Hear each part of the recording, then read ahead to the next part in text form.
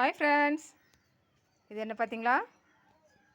இதான் நம்ம முடக்கத்தான் நேற்று வேக வச்சோம்ல நீராவியில், அதான் இந்த முடக்கத்தான். பாருங்கள், நிழல்லையே உலர்த்தி காய வச்சுருக்குறேன்.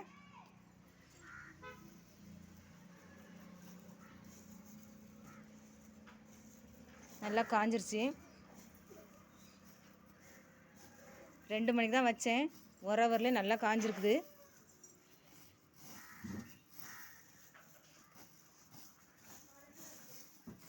பாருங்கள், நாளைக்கு ஒரு நாள் காய வச்சா போதும். அப்புறம் நம்ம பொடி அரைச்சிடலாம். இது தூதுவளை, நேற்று நீராவியில் வேக வச்சோம்ல, அது தூதுவளை.